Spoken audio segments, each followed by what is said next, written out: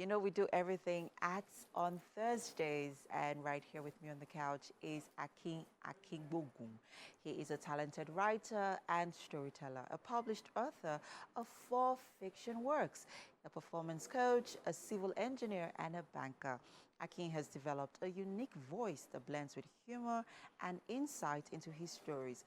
From his first literary work, Prisoner of Fate, published in 2021, to Waste of Sin, Blood in the Water, and now the book for review today, Dreams from Yesterday. And this was published last year. And good morning, Akin. Morning. Hi. Dreams from Yesterday. Right.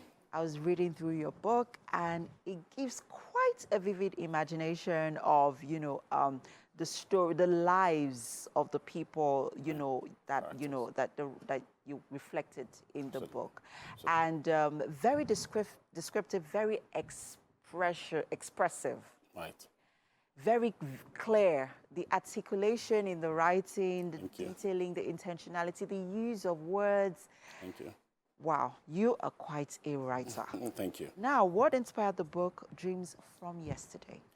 I think that from my first work all the way down to this one, I realized that I was now panning more to telling stories about the society and things that people could relate with, things they could imagine could happen.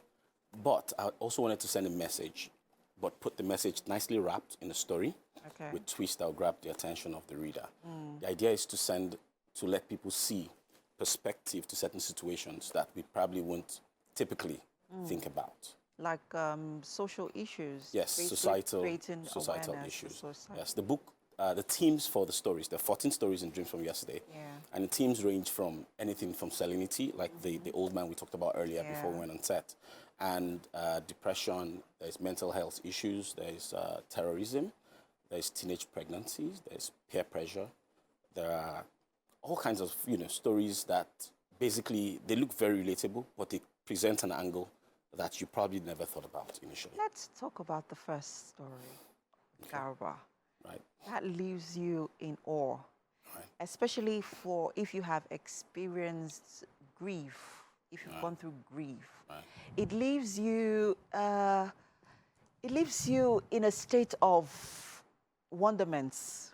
It leaves you in a state of confusion. It leaves you in a roller coaster of emotions, really. It's a really, really touching story. And I could totally relate with it because, I have experienced grief. And talk to us about what inspired Garba's story. Okay, I had lived in the North before. I spent about 7 years of my working life in the North. And it got to the point where, terrorism was a big deal. And there were explosions every other week. And what inspired that story was the fact that those would get, when we hear the news that there was an explosion somewhere and people died, 50 people died in an explosion, 200 injured, we just say, oh, 50 is not so much of a number, or 3 people died, 3 is not so much of a number. But how about the families of those people? And how about those people themselves? They're going about their business, and all of a sudden, they were torn away from life. Would they still think they are alive? Are they really dead? Have they transcended into a better place? Another realm? Yes. It questions a lot of things about life and death and the things we take there. In the case of Garba, he was, trying to make it up to his family. There was a fight, and he never got a chance to do that simply because somebody tore away his life without any concern for it. Unfortunately, well, not unfortunately, interestingly, the readers will not get to that no more until the end of the book. Yes, because it keeps you, it just leaves you gaping for answers. But because it just leaves you wondering, like, oh, okay, you go ahead with your imagination, think whatever it is you want to think. Because it just leaves, because at the end of it, he met with someone, or he met with someone that could see him, but he couldn't. He was trying to imagine, okay, am I still alive, or am I dead? Exactly. So okay. So that's it. It's quite an interesting read. I think everyone should read. But let's talk about Miss Gullible. That is the 3rd chapter of the book. So Miss Gullible was a story that someone told me, a friend of mine, and she just said something that was pretty much very funny, and she thought it was, a story that was worth telling. But I learned something from it. We have people living with us, young teenagers who are very impressionable, who are exploring their sexuality. And somewhat, because they are not our primary ward, say, not our kids, and they're just living with the family, they don't get, attention. And there are guys who are predators out there who will do just very basic minimum to distract these ladies or these girls, and obviously take advantage of them sexually. And this story speaks from, it was the only story that spoke from the first person. It was more like she was narrating a story. And I've had a lot of readers come back to me to tell me this could have been me, right? That they, at some point while they were growing up, were exploited or could have been exploited, but they were lucky to have a guardian or someone. This book is supposed to put in those societal issues right in the face of everyone, so that we are conscious of what could happen when we let these ladies or these girls, these young girls, go out by themselves, take decisions for themselves. When they say they are being reclusive, they go back into their rooms and lock the doors. What's really going on behind the scene? We don't know. We just think, oh, that's her mood. That's how she likes to be in. Yeah. So there might be a little bit more than that. We need to be more observant about what happens to these girls. Let's not also forget the role of social media in all of this. Yes, truly. Yes. Yeah. We'll take a pause from the book, and I know that you're also a writer. Right. You write for a blog currently. Right. And what goes on in the mind of a typical writer?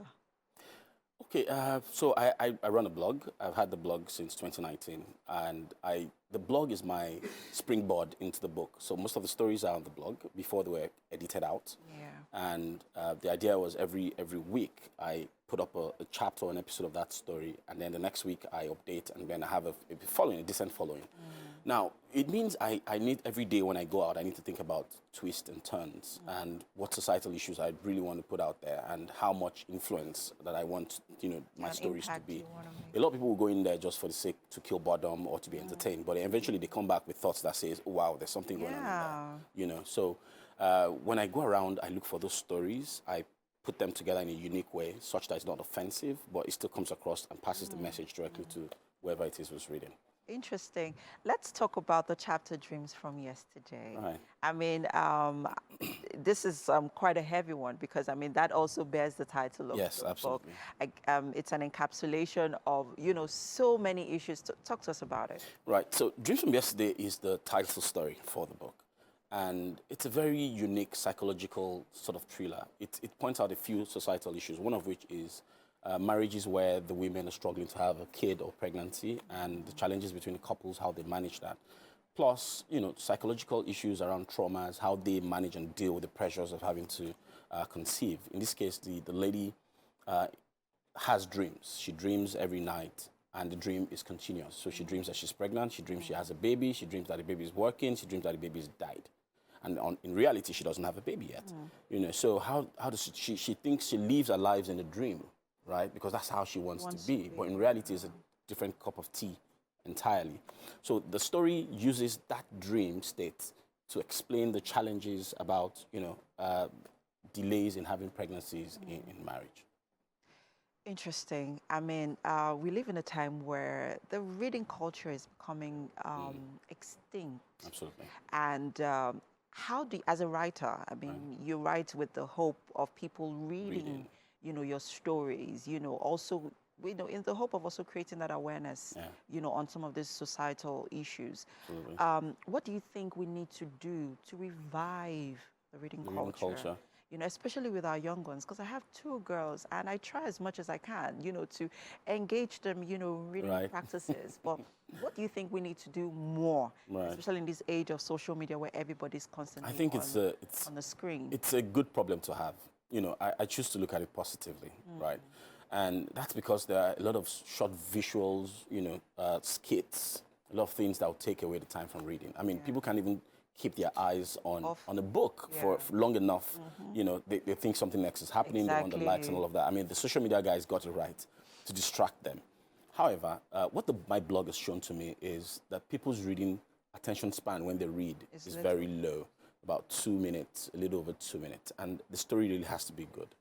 And that's why each chapter is just a couple of pages from Dreams from Yesterday. That's what you find out. Each chapter is just short enough to get your attention within that 2 minutes so that you're stuck in to finish it and the message is passed. There are still a good chunk of people who read very lengthy books, right? A good chunk of them. But even then, some of them may take a whole year to finish those books. So what I've learned from the data I've gotten from my blog is I can actually have those stories just the right timing or duration to capture the attention of the reader and pass the message. But what we'll do is we have to evolve. I think that's what's going to happen. Just the same way people talk about AI and say, is AI going to take our jobs? No, AI is supposed to complement what you do.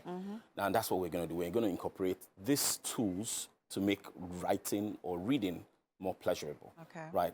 There are AI tools that could help you vet grammarly and vet your writings. There are AI tools that can convert your words into pictures so that people can connect with it even more.